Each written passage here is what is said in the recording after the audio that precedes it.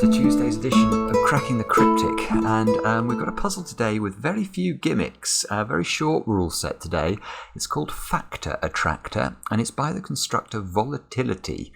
But don't let the plain looking grid or the simple instructions fool you. This puzzle comes very heavily recommended, not only by the solving community over at Logic Masters Germany, where it has a hugely popular rating, but also I'm going to tell you a story about one of the best constructors in the world and what they had to say about this puzzle in just a moment. Apparently the logic in this puzzle is fascinating.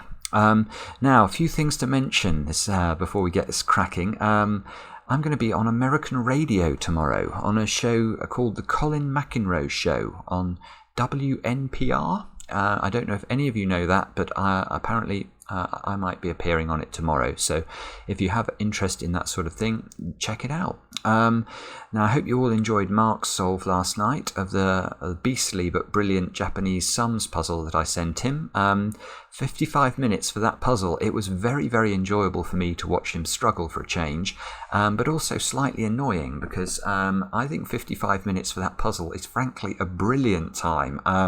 It definitely took me longer than that, and I don't know if any of you have tried it, but that puzzle is seriously difficult. So yeah, well done to Mark, and I think the main takeaway from that is that revenge has not been served. Revenge is still coming. It's still coming. Now, onto the competition and Mitchell Lee's odd, even, little killer Sudoku, which so many of you somehow solved. Fantastic. We have now we've published Mitchell's video over on our Patreon channel. So if you're not a supporter of the channel on Patreon, you will be able to access Mitchell's video where he explains about setting the puzzle and how to solve it logically. And already the comments, I am loving the comments, by the way. We've got comments like "A Star is Born," mind-blowing, incredible, and my favourite, which was "He's not only smart but adorable too." So if you want to watch the adorable Mitchell Lee do logic, very interesting logic, then yeah, check it out on Patreon at the moment. Now, the next thing I want to do actually is to relay to you just the coolest story. We were contacted a few weeks ago by one of our patrons, TJ Stain, who asked us about constructing a thermo Sudoku.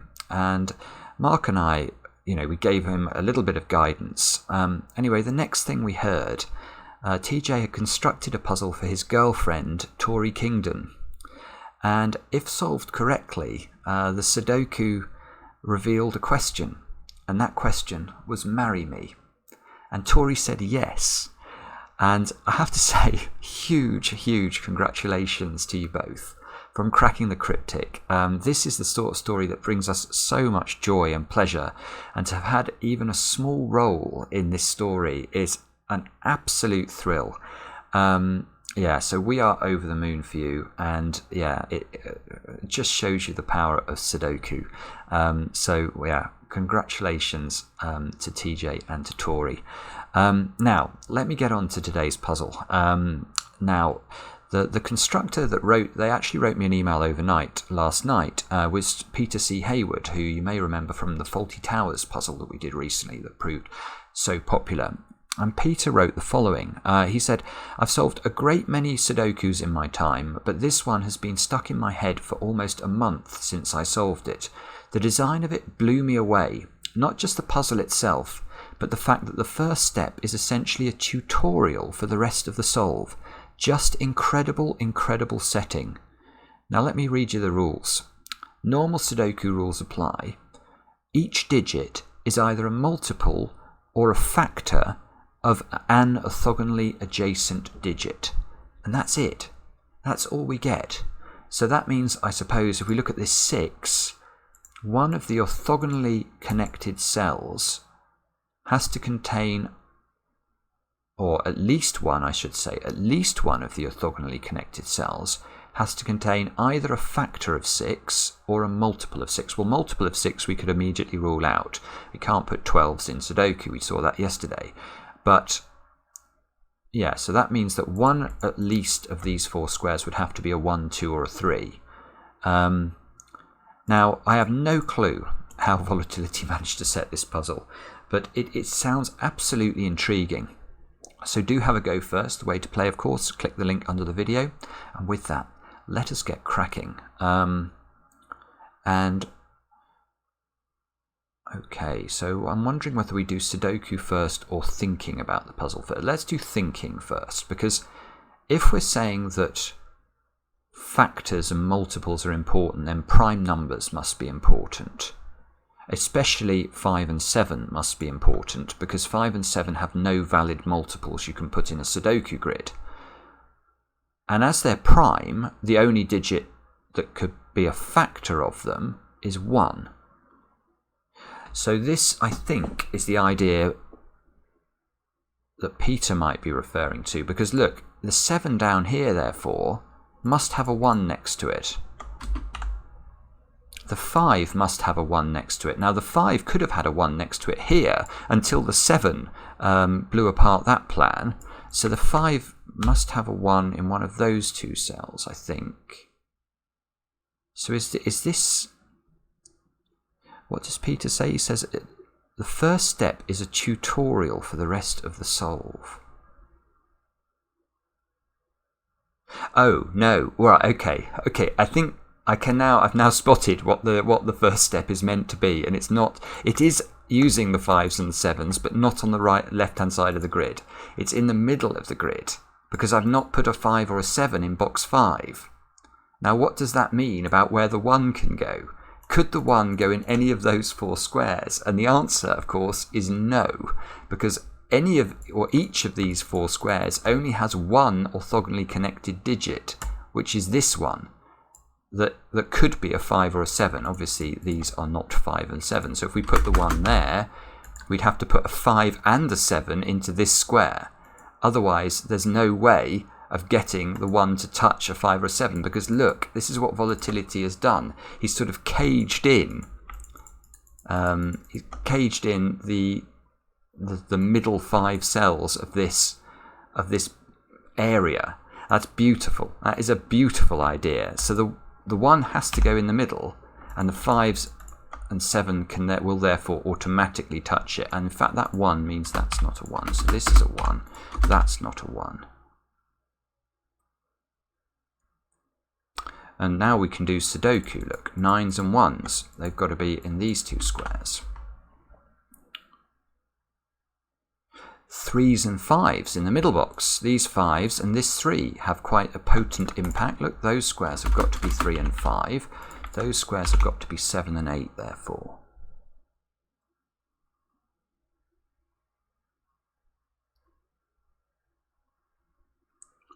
What now? 4. Just by Sudoku, that's a 4.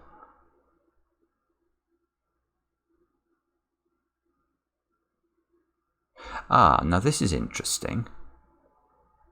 Where does 7 go in this box? 7's got to attach to a 1, but it can't attach to this one because this can't be a 7. So 7 can't go... this is important. 7 can't go in this square, therefore, because it can't connect to a 1 if it does. So 7 has to go in one of those 2 cells, and wherever it goes, it has to attach to a 1 in box 1 of the grid, because that's the only one it can legitimately touch. So one of those 2 squares is a 1. The 7 is pointing at that square, so that's an 8, that's a 7. So now we've done... Oh, and look, 7s have to be in that domino by Sudoku. But these 7s have no opportunity to touch any 1 apart from the 1 in the box. They obviously can't touch a 1 down here or up here. So if the 7 has to touch the 1 in this box, and the 1 is in one of those 2 squares, this all gets fixed. That is fascinating. So this is a 7, this is a 1, this is a 9. This is a 6 by Sudoku, because of the 6 here. These squares are 2, 3, and 8. I almost said 9, and then I spotted that. Okay. So these squares are 2 and 8 by Sudoku. And that's interesting. Well, it's mildly interesting anyway. So this domino sort of self-completes itself. The 2 and the 8 will touch each other and meet the condition. So probably what I should be doing is keeping track of cells that have met the condition. I might have to do that at some stage. I won't do it yet. 3, 6, 7 into those squares just by Sudoku to complete this row. 3, 7 in this column. So this square just has to be a 6. It can't be a 3 or a 7.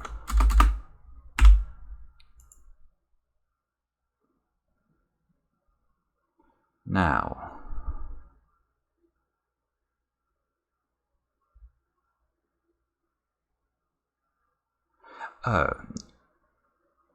oh, this is beautiful. This is beautiful but strange. Yeah, look at the 7 now. Where does the 7 go in box 1? Now, obviously, it can't go in those squares because of Sudoku rules. But if the 7 goes in one of those 2 squares, it has a weird impact, look, because it forces the 7 in box 4 there. Now, we know this 7 needs a friend. It has to see a 1. So the 1 would have to go there. And now this 7, whichever one of these was a 7, cannot touch a 1 because the 1's moved over here. So this is wrong. The 7 doesn't go there or there. So the 7 is in one of those 3 squares, which means this square is a 3. That's a 7. The 7 needs a friend in the 1, so the 1 goes there. What a mad puzzle. This is amazing. The 1 obviously fixes that 1 down there now. And now this can't be a 7 because it can't touch a 1. Because the only one it could touch would go there and it would clash. So this square is not... This square is not a 7. And now this 7, whichever one is a 7, needs to touch a 1. So there must be a 1 in one of those 2 squares, which means there's a 1 in one of those 2 squares. Which means... That's my filler where I can't think what it means and I'm trying to work out what it might mean. Oh, I don't know. I don't know. Not sure. Oh.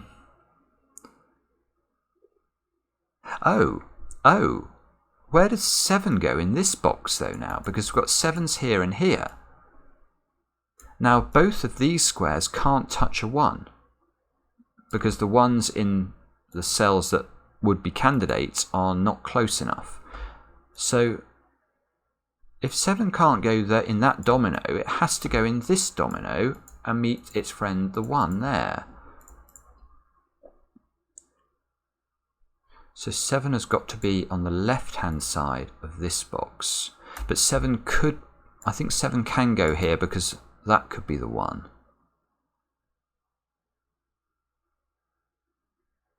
This is a very strange puzzle indeed. So maybe I now think I'm going to think about 5s then. So where does 5 go? Oh, this is gorgeous. This is gorgeous. Where does 5 go in box 1? Now, ordinarily, with normal Sudoku, with anything normal, you'd look at this 5, scan up, see it rules out 1 square and just move on. But here, because this 5 in this box has to touch a 1, where can it go? Well, I think there's only 3 possible candidates. One would be this square, which is going to turn out to be correct. And the other would be one of those 2 squares where it could find the 1 in box 2. But we know that the 1 in box 2 has already made a friend in the 7 in box 1. So we can't also make it the friend of a 5 because it's only orthogonal connections that matter. So whichever one of these is the 7, it forces the 1 here, and therefore the 5 can't sort of overlap on top. So this is the only valid position for 5. Now that fixes the 5. If there's got to be a 5 in this domino and the 1 in box 8 is over on the right hand side, the 5 goes here. So now maybe we can So where does the 5 go in this box? That can never be a 5 because it can never touch a 1. The 5 has to be in one of these 3 squares. And it can't be here because that square can never touch a 1. The 5 must be in one of those 2 squares. Ah, now we can do Sudoku, can we? Yes, maybe. 5 is locked into column 4 and 6 in boxes 5 and 8. So where does 5 go in this column? It's got to be at the top. Ah, and that means it has to touch the 1, but we don't... Oh, do we not know? I don't think we do know. I think it can touch the 1...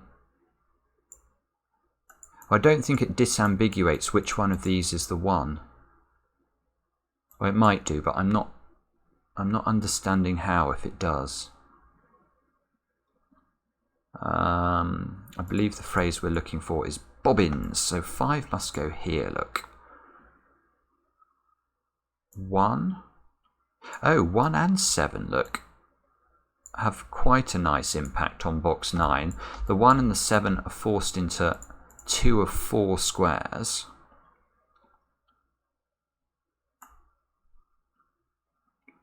Ones have got to be in one of those squares.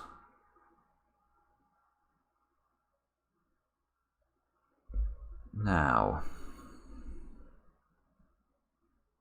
5s? Where does 5 go in this box? So it's not going to go here. It's got to be next to there's a 5 here. Ooh, the 5's in one of those 3 cells. It's got to be so it's got to be next to a 1. So if this was a 1, the 5 could never be next to it. The 5 must be next to a 1 in this box because the 1 in box 2 is not near enough. So that square is not 1. I'm not sure that's actually very useful. Oh, but I think... Oh, this is very peculiar again. Look at the 5s here and here. If this is a 5, the 5 here gets obviously plonked there. But the critical thing is not this 5, it's what happens to the 1 as a result of this. The 1 is pushed downwards into the same row as the 5, and that can't happen, because that rules the 1 out from this square, and the 1 in this box would not be orthogonally adjacent to the 5. So that's hopeless. We've got to not do that. This just simply cannot be the 5. Now, that means the 5 is in one of those 2 squares. This is fine though, because now the 1 must go here, because it must be next to the 5. This 1 has to take care of the 7 in its own box, so this must be a 7. This must be a 7. 7 must be in one of those 2 squares. Wow. Wow. And now, 5 can't go there. Because if 5 goes there, the 1 gets pushed over here, and this 5 has no friend. This puzzle is... I don't know what the right adjective is for it. Crazy. But it's absolutely beautiful. This 5 now forces this not to be a 5, so that gives us a 5 here.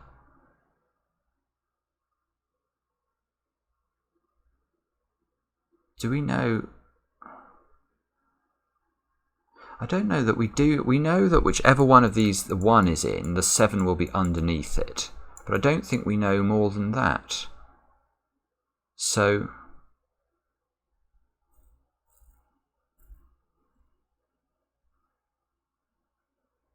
One. Oh no! This can't be a 1, because the effect on this box of pushing a 1 into this square is to shove the 7 over onto the right hand side, where it can't be next to a 1 anymore. So this is not 1. The 1 is over here. And if the 1 is over here, the 7 must also be over here because it must be next to the 1. Okay, so this is a 1, so this is a 1-7 pair, so that fixes where the 1 and the 7 go in box 3.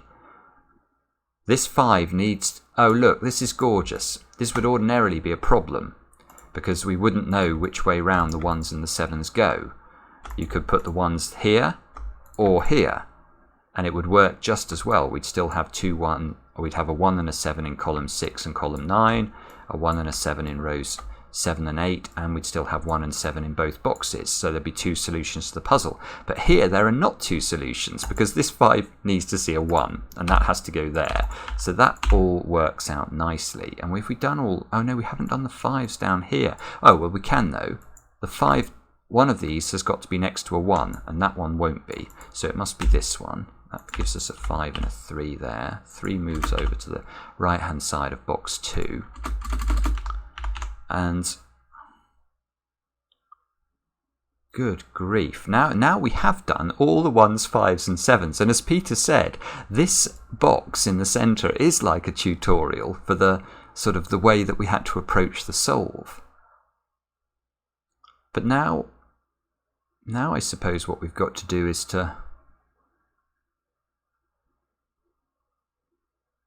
we've got to work out what we do next. Now, how do we do that? So, I'm not sure. What I might do is label the grid. Let's label the grid according to, if we've met the condition of a cell, then we will label it with a colour. So, anything that is a 1 or is connected with a 1 is axiomatically finished. So we're going to be able to do quite a bit from that. All of these squares are all finished. And that one actually, look, there's one there as well. So all of those squares are fine. Let's make them grey. Now, the 6 and the 3 complement each other. They're fine. The 9 is next to a 3. That's fine. The 4 is next to an 8. That's fine. This 9 is next to a 3. This 2 is next to an 8. This 6 is... No, this 6 is not done. This 6 is not done yet. Let's look at this column. We need 2, 4 and 9 into this column. Let's have a look at that.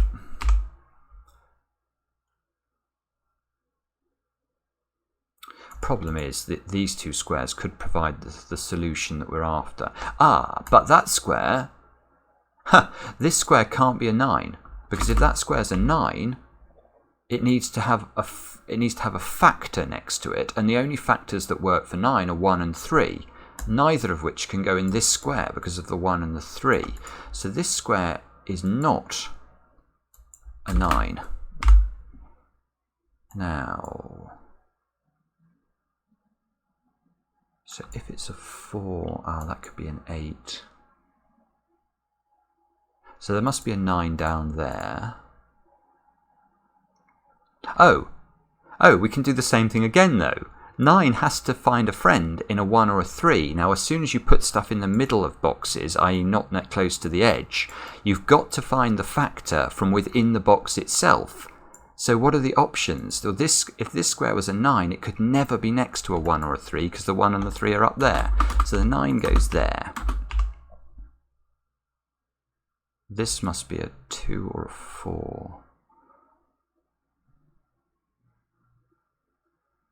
I'm tempted to look at this column, I have to say, because this column's almost complete. We need 2, 6 and 8.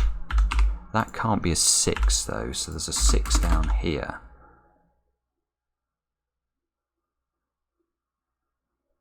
So if this square...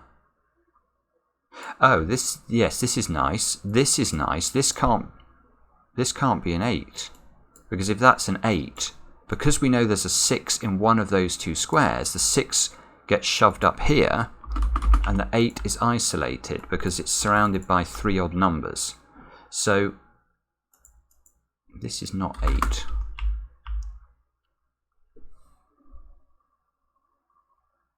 In fact, this is not 8 either, because if this is 8, that pushes the 6 down into the hole here.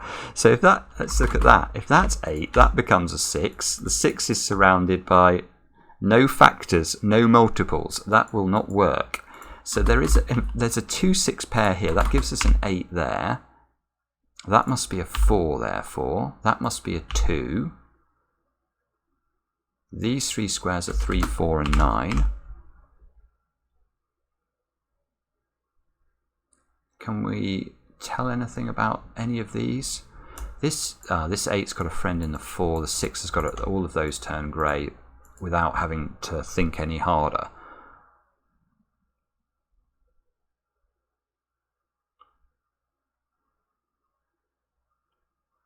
Here's something interesting. This 4 has got to have either a 2 or an 8 in one of those two positions. Now, why is that interesting? Well, look, we've got a 2 or an 8 here as well. So whichever is orthogonally connected with this 4, because it obviously can't be the 1, that's why it's got to be 2 or 8. Whichever one of these it is, it finds a friend here, and that means that square, this square here, has also got to be a 2 or an 8.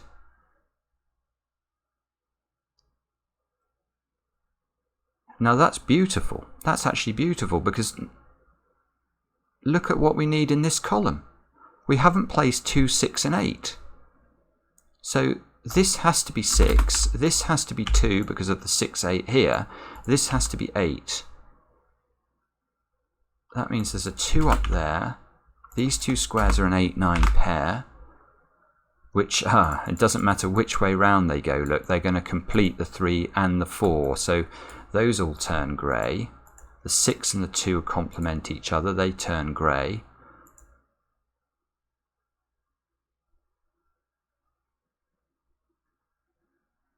By Sudoku, there's got to be a 3 in one of those 2 cells. This square's completable. That's an 8, look, from the 2, 6 pair. This 8 is next to a 4, so that all turns grey. The 2 and the 6 complement each other. The 9 is next to a 3. This 8 is next to a 4. I need some help here. The 2 is next to an 8, or whether it's an 8 or a 2. You can see this domino complements itself. That square can't be a 3. That square can't be a 4.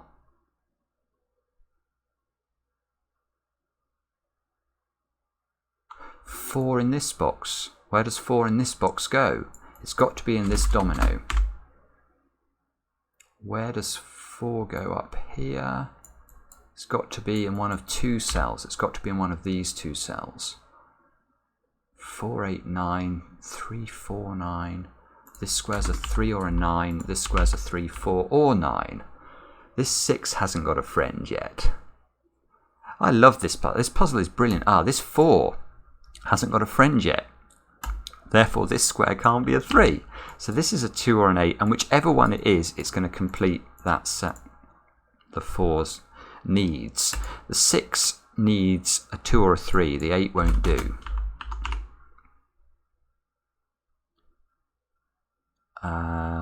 Stuck again. 6 has got to go down there.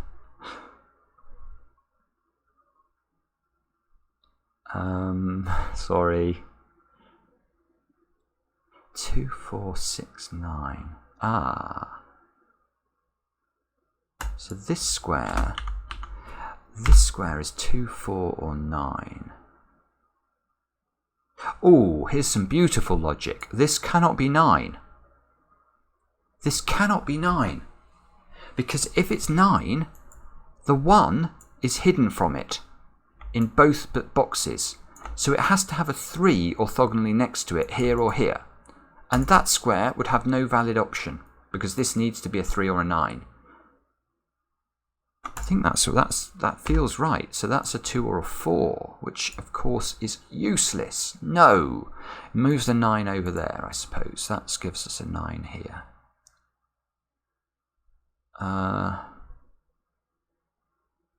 Oh, now I'm just wondering, maybe I should have been focusing on the corners earlier. Oh no, is this a trick that I meant to have done earlier?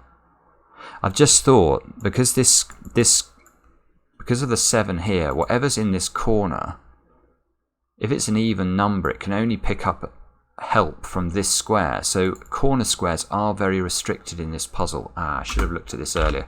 2, 3, 6 or 9, looking at the row. Oh, it can't be 9 because there's a 9 up there. 2, 3 or 6. So yeah, this is very interesting, because obviously this square has to be the complement of whatever we put here, and this square, that square can also only be 2, 3 or 6, I think. Can't be 8 because of the 8 there. Oh, this is beautiful. So if this is a 2, 3, 6, 2, 3, 6 are the options for both of these squares, neither square can contain a 2, because then the other square, because we've pencil marked 3's in, will be a 3. And we cannot put a 2 or a 3 here if there's a 2 or a 3 above it, because it just won't work. It won't have a friend. So there's no 2 in either of those squares. This is a 3, 6 pair. Oh, come on, that has got to be useful. No! So these are 2, 4 and 9. No! Oh, that's not 4, look. Got it. So can this be 9? And the answer is no, and the reason is if I make this 9, the 4 gets plonked there, and the 4 has no friends with these digits. The 4 has got to be with a 1, 2, 4 or 8, and it could, well, 1, 2 or 8, and it could be with none of those. So the 9 does not go there, the 9 must go here. Now, does that help? That does give us some help at the top. 9, 8, 3 here. This 3 hasn't got a friend yet, actually. Oh. Now, more importantly, this 9 hasn't got a friend. If this was a 9, it couldn't reach a 3 or a 1, could it? I don't think so, so I think that has to be a 4. That has to be a 9, therefore that has to be a 4 to complete that row of the grid. These have to be 2 and 8, I think. This has a friend in the 9, the 4 has a friend in the 2, so we turn all of those grey. The 6 will see a 2 on one side of it, so that's going to turn grey.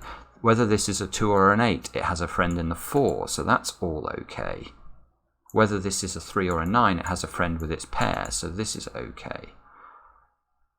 It's an amazing puzzle. The 6 could still pick up a 2 or a 3 and it will be fine. What a puzzle. Is that a 2, 4 pair? It is. So this is a 6, this is a 2, that's a 2, that's a 4, that's a 2, that's an 8. The 9 needs a help. It needs a 3 because it can't see the 1. So that's a 3, that's a 6. These complement each other. The 6 and the 3 complement each other. The 4 has a friend in the 2. That's a 6. There's a 2, 8 pair there, look. Okay, so that must be a 3.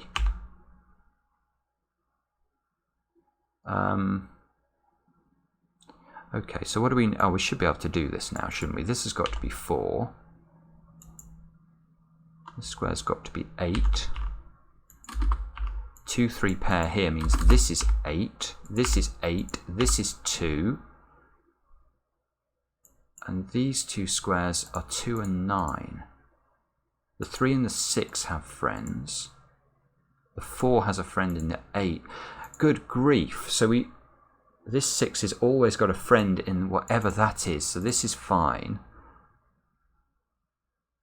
And this is fine by the same. Look at this finish. This is sensational, because this is a deadly pattern ordinarily. As in, there would be 2 ways of arranging these digits. But now we can just look. Is it this one? Does this 3 have to be next to a 9? Oh, no, it doesn't. There's a 1. Look, so whichever one of these is a 9, it's fine. It doesn't matter, because the 9 can either be a friend of the 1 or a friend of the 3. So this square doesn't help this better disambiguate it. I have got problems. It does. If this is a 3, that square's got to be a 2, and 3 has no orthogonally connected cell that is a factor or a multiple. That is gorgeous. What a finish. So this has to be a 2. This is a 3. 2, 9, 9, 3. This now has a friend in the 8. And this 9 has a friend in the 3. And that is what I would submit, and it looks correct. Wow! That is a brilliant puzzle. Brilliant puzzle, Volatility. I loved that. Thank you very much to those of you who recommended it. And again, huge congratulations to Tori and to TJ from Cracking the Cryptic. And we'll see you again later for another edition.